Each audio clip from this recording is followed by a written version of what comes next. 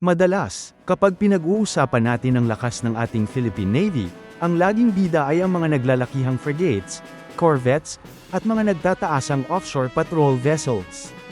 Sila ang nakakakuha ng atensyon, ng balita, at ng papuri mula sa karamihan. Pero alam nyo ba kung ano ang madalas na hindi napapansin? Ang mga hindi kilalang bayani o unsung heroes ng ating naval fleet.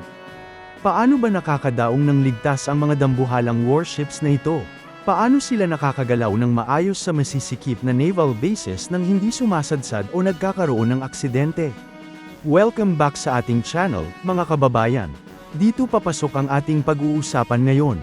Habang ang mga tugboats ay bihirang mabigyan ng pansin na madalas ibinibigay sa mga malalaking warships, sila ay ganap na napakahalaga sa araw-araw na fleet operations. Walang ligtas na dokang o undokang kung wala ang mga harbor support vessels na ito.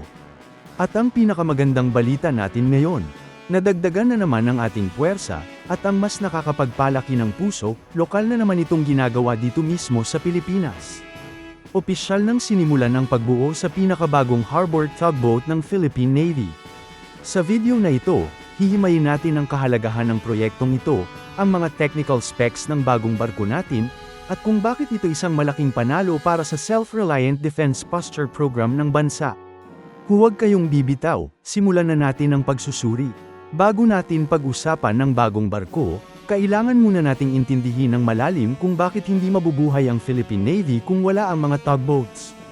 Para sa mga hindi masyadong pamilyar, ang harbor tugboat ay isang uri ng barko na ginagamit para hilahin o itulak ang mas malalaking barko. Kapag ang isang frigate o landing dock ng Philippine Navy ay papasok sa port, hindi nila basta-basta pwedeng gamitin ang sarili nilang mga makina para pumaroda. Ang bigat at momentum ng mga dambuhalang barkong ito ay nagpapahirap sa mga Pinoong galaw. Isang maliit na pagkakamali lamang sa manibela, at pwede itong bumangga sa pantalan o sa ibang barko, na magdudulot ng pinsalang aabot sa milyon-milyong piso. Dito pumapasok ang ating mga tugboats. Nagsisilbi silang mga parking assistants ng karagatan. Kahit maliliit ang mga ito kumpara sa mga warships, mayroon silang napakalakas na makina na kayang magmaneuver ng mga barkong mas mabigat sa kanila ng ilang libong tonelada. Bukod pa dyan, isipin ninyo ang sitwasyon kapag may paparating na malakas na bagyo. Dito sa Pilipinas, pamilyar tayo sa matinding sama ng panahon.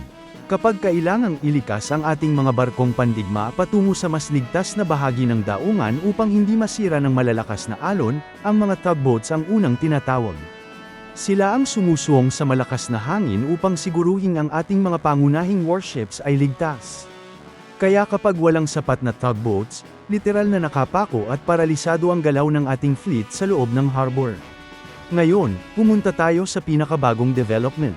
Opisyal nang ginanap ang keel laying ceremony para sa panibagong harbor tugboat ng Philippine Navy.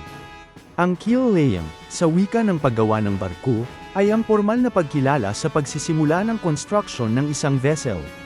Ito ang literal at simbolikong paglalatag ng pinakagulugod o backbone ng barko. Hindi ito basta seremonya lang, ito ay senyales na nagsisimula na ang pisikal na pagbuo sa isang mahalagang asset ng ating bansa. Kung titignan natin ang dokumentasyon, makikita natin ang buong delegasyon ng Naval Installation Command ng Philippine Navy na ipinagmamalaking nakatayo sa harap ng malaking ceremonial banner. Ang kaganapang ito ay ginanap sa mismong pasilidad ng Josefa Slipways Incorporated sa Sual, Pangasinan.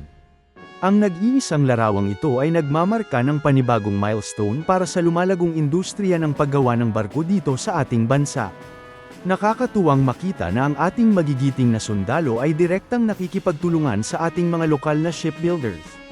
Pagmasdan naman natin ang file na imahe ng keel laying ceremony. Dito makikita ang mainit na pagkamay at samahan ng isang naval official at ng mga inhinyero ng shipyard, habang nasa background ang mga inisyal na bakal o steel plates ng barko. Ang simpleng pagkamay na ito ay sumisimbolo sa mahigpit na tiwala ng pamahalaan sa kakayahan ng mga Pilipinong manggagawa na bumuo ng mga dekalidad na naval assets. Hindi na natin kailangang tumingin sa malayo para makahanap ng mga taong may kakayahang bumuo ng ganitong teknolohiya. Ano ba ang aasahan natin sa bagong tugboat na ito? Hindi ito gawa-gawa lamang sa kung saan.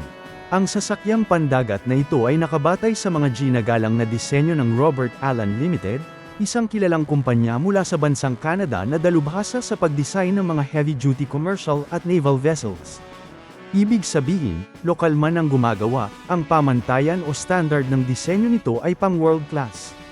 Ang bagong tugboat ay magkakaroon ng 25-ton bollard pull capacity. Para sa mga nagtatanong kung ano ang bollard pull, ito ang sukatan ng pulling power o hatak ng isang barko. Isipin ninyo ang kakayahang humila ng 25 tons ng deadweight sa ibabaw ng tubig ng ligtas at tuloy-tuloy. Hinding-hindi ito magagawa ng mga ordinaryong bangka. Ang matinding lakas na ito ang magbibigay ng mahalagang suporta para sa ship handling, berthing, towing, at iba pang mabibigat na harbor operation sa ating mga naval bases. Ito na ang magiging pang-3 na tugboat na gagawin ng Josefa Slipways para sa Philippine Navy. Kung inyong natatandaan, nagkaroon na ng dalawang magkasunod at matagumpay na delivery ang kumpanyang ito sa nakaraan. Sila ang nagbuo at nag-deliver ng Harbor Tug YT-027 at ng mas malaking ocean-going tug at 010. Ang mahusay na track record na ito ay malinaw na nagpapatunay na hindi na tayo baguhan pagdating sa pagbuo ng ganitong klase ng naval support vessels. Kaya na nating makipagsabayan. Ngayon, bakit ba natin binibigyan ng malaking pansin ang isang tugboat? Bakit natin ginagawa ng masusing pagsusuri ang kaganapang ito? Ang sagot ay nakaugat sa isang napakahalagang adhikain, ang Self-Reliant Defense Posture, o mas kilala bilang SRDP program. Sa napakahabang panahon, ang Pilipinas ay laging umaasa sa ibang bansa para sa ating mga kagamitang pangmilitar. Bumibili tayo sa labas, humihingi tayo ng donasyon, o kaya ay tumatanggap ng mga second-hand na barko na kailangan pang kumpunihin ng matagal. Ngunit ang ganitong sistema ay hindi pang matagalan at lubhang delikado. Paano kung magkaroon ng global crisis, tulad ng gyera o pandemya, at walang bansang makapag-supply sa atin ng barko o ng mga pyesa nito? May iwan tayong walang laban. Ang patuloy na pagbuo ng mga naval support vessels sa Pilipinas ay nagpapakita ng tuloy-tuloy at malinaw na pag-unlad sa paglinang ng ating lokal na shipbuilding expertise. Hindi lang ito usaping pangdepensa, usapin din ito ng ating pambansang ekonomiya at tinatawag na technology transfer. Kapag tayo ay bumibili ng disenyo mula sa Canada at binubuo ito dito sa Pilipinas, natututo ang ating mga lokal na inhinyero. Naisasalin sa atin ang makabagong kaalaman. Bukod pa dyan, ang bawat barkong nagagawa natin sa Sual, Pangasinan ay nagpapalawak ng ating industrial capability. Nagbibigay ito ng direktang trabaho sa mga Pilipinong inhinyero, welder, electrician, at technician. Ang pondong inilalaan ng gobyerno ay umiikot lamang sa loob ng ating bansa, na tumutulong na pasiglahin ang mga lokal na negosyo na nagsusupply ng mga materyales.